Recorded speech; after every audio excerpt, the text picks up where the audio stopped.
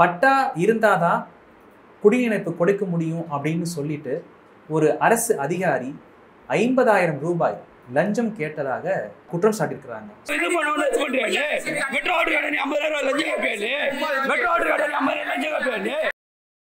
நெவரஸ் தமிழ் நேயர்களுக்கு அன்பு வணக்கங்கள். நான் உங்கள் தமிழர தமிழன் ஜஸ்டின். இன்றைக்கு நம்ம என்ன பார்க்க போறோம்னு பார்த்தீங்கன்னா, ஒரு குடிநீர் இணைப்புக்கு 50,000 ரூபாய் லஞ்சம் கேட்ட அதிகாரி. பெரும்பாலும் ஒரு வீடு கட்டுறோம், ஏதோ ஒரு அனுமதி வாங்கணும் அப்படின்னா பல இன்னல்களுக்கு மத்தியில் தான் அந்த செயலை நம்ம செஞ்சுட்ருக்கோம். சில இடங்களில் லஞ்சம் கொடுக்கணும், சில பேரை கவனிக்கணும், இப்பட்ட பல தகவல்கள் நம்மளுக்கு சேரும். ஏன் நம்மளே அனுபவப்பட்டிருப்போம் பல இடங்களில்.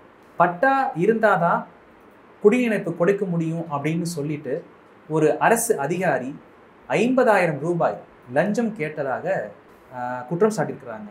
சென்னையில் 138வது வார்டில் ஒரு நபர் தன்னுடைய வீட்டுக்கு குடிநீர் இணைப்புக்காக முறையிடுறாங்க. அந்த சம்மந்தப்பட்ட அதிகாரி, உங்கள்கிட்ட பட்டா கிடையாது, பட்டா இல்லாமல் கொடுக்கணும் அப்படின்னா 50,000 ரூபா நீங்கள் எனக்கு லஞ்சம் கொடுக்கணும் அப்படின்ற மாதிரி அவர் சொல்கிறதாக சொல்கிறாங்க.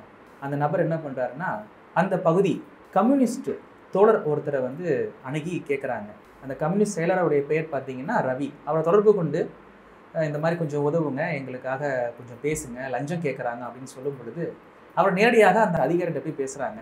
தன்னை யாருன்னு வெளிப்படுத்தலை, நேரடியாக போய் கேட்குறாரு, என்னங்க இந்த மாதிரிலாம் கேட்டிங்க அப்படின்றப்ப, இல்லை பட்டா இல்லாமல் கொடுக்கணுன்னா நீங்கள் 50 ரூபா எனக்கு நீங்கள் கொடுக்கணும், அப்படி தான் கொடுக்க முடியும் அப்படின்னு சொல்லிட்டு ரொம்ப அதிகாரமாக அவர் பேசியிருக்கிறாரு. உடனே அவர் என்ன பண்ணிட்டாருன்னா, அதை மொபைலில் ரெக்கார்ட் பண்ண ஆரம்பிச்சிட்டார். மொபைல் ரெக்கார்ட் பண்ண ஆரம்பிச்ச உடனே அவர் ரொம்ப சுதாரிச்சுக்கிட்டு அவர் என்ன சொல்கிறாரு நீங்களே இந்த வீடியோவில் பாருங்கள். மெட்ரோ ஓட்டருக்கு பட்டா வேணும்னு யார் கேட்குறா? பட்டா எதுக்கு கேட்குற? பட்டா எதுக்கு கேட்குற?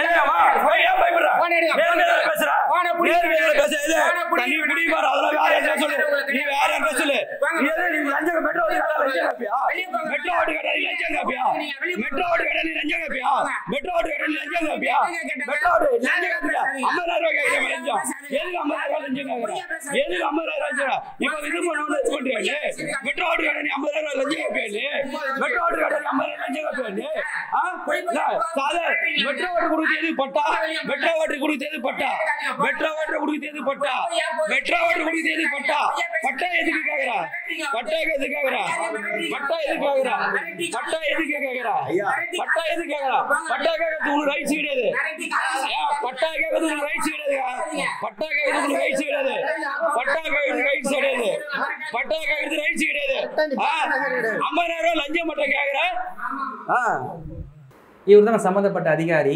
வீடியோ எடுக்கிறாங்கன்னு தெரிஞ்ச உடனே ரொம்ப சுதாரிச்சுக்கிட்டு, யாருமே கேட்கலைங்க, நாங்கள் கேட்கவே கிடையாது, பட்டா இல்லாமல் கொடுக்க முடியாது அப்படின்ற மாதிரி ரொம்ப அதிகார தோரணையில் அவர் பேசுகிறாரு. வீடியோ எடுக்க தெரிஞ்சாங்கன்னா அவங்க புரிஞ்சுக்கிட்டாங்க, சரி ஓகே எங்கேயோ போகும் அப்படின்னு சொல்லிட்டு பயந்துட்டாங்க. இதில் இன்னொரு விஷயம் அப்படின்னா, சென்னையில் பெரும்பாலான இடங்களில் பார்த்தீங்கன்னா இந்த மாதிரி பட்டா இருந்தால் தான் இணைப்பு கொடுப்பேன் அப்படின்ற ஒரு சட்டம் இருக்கிற மாதிரி தெரியவில்லை. சம்மந்தப்பட்ட அந்த கம்யூனிஸ்ட் அந்த ரவின்றவர் தொடர்பு கொண்டு கேட்கும் பொழுதும் கூட அவர் என்ன சொல்கிறாருன்னா, அப்படி ஒரு சட்டம்லாம் கிடையாதுங்க, பட்டா இல்லைனாடி கூட பார்த்தீங்கன்னா நீங்கள் குடிநீர் இணைப்பு கொடுக்கலாம் அப்படின்ற மாதிரியான ஒரு தகவல்கள் தான் அவரும் கொடுக்குறாரு. இந்த சம்மந்தப்பட்ட அதிகாரி ஒரு கட்சியிலிருந்து, ஒரு கம்யூனிஸ்ட் கட்சியிலிருந்து ஒருத்தர் போய் இது சம்மந்தமாக கேட்கும் பொழுது இவ்வளோ ஒரு அடாவடியாக பேசும் பொழுது, ஒரு சாதாரண மக்கள், எளிய மக்கள் போய் கேட்குறப்ப எப்படி மாதிரியான ஒரு நடவடிக்கையில் ஈடுபடுவார் அப்படின்றது மிகப்பெரிய ஒரு கேள்விக்குறி தான். அதே வேளைகளில் மக்களுடைய இயலாமை, அவர்களுக்கு விவரம் தெரியலை, அவர்களுக்கு ஒன்றுமே தெரியலை, இதை பற்றி கேட்டால் அவங்களுக்கு தெரியாது, ஸோ இதன் மூலியமாக நம்ம ஏகப்பட்ட காசு சம்பாதிக்கலாம் அப்படின்ற நபர்கள் பல பேர் இன்னமும் இருந்துட்டு தான் இருக்கிறாங்க. அதுபோல் இந்த மாதிரி அரசு அதிகாரிகள்லாம் லஞ்சம் நேரடியாக வாங்குறது கிடையாது. சைடில் தெரிஞ்சவங்க, அங்கே வேலை பார்க்குற ஒரு ஸ்டாஃப்ஸு, அவங்க மூலியமாக சொல்லிவிட்டு தான் லஞ்சம்லாம் வாங்குறாங்க. ஸோ ஒரு நாளைக்கே ஏதாவது ஒரு பிரச்சனை இல்லாமல் கூட சுதாரிச்சுக்கலாம் அப்படின்ற மாதிரியான ஒரு விஷயந்தான். இன்றைக்கி எண்ணற்ற ஒரு தொழில்நுட்ப வளர்ச்சி அடைஞ்சிருக்குது. ஸோ உடனடியாக இதை மக்கள்கிட்ட கொண்டு போய் சேர்த்து அதன் மூலியமாக அரசாங்கத்துக்கு ஒரு விழிப்புணர்வு இருக்கும். இந்த மாதிரியான நபர்கள்லாம் நம்ம களை எடுக்கணும் அப்படின்றது தான் பெருவாரியான ஒரு சமூக நல ஆர்வலர்களுக்கு தெரிவிக்கிற ஒரு விஷயம். இது சம்பந்தமான அடுத்தடுத்த நடவடிக்கைகள் என்ன அப்படின்றது அவங்க கம்யூனிஸ்ட் தொடரை எடுப்பாங்க அப்படின்னு சொல்லியிருக்கிறாங்க. பொதுமக்களுக்கு இது மூலம் தெரிஞ்சுக்கிற விஷயம் என்ன அப்படின்னா, லஞ்சம் கொடுக்காதீங்க, லஞ்சம் வாங்கவும் செய்யாதீங்க. அப்படி அது உங்களுக்கு தெரிகிற பட்சத்தில் முடிந்த அளவு அதை அரசாங்கத்துக்கு வெளிப்படுத்த வேண்டியது உங்கள் கடமை. சமூக வலைதளங்களில் நீங்கள் வெளிப்படுத்தணும் அப்படின்றது தான் நாம் கேட்டுக்கிறோம். மிக்க நன்றி, வாழ்த்துக்கள்.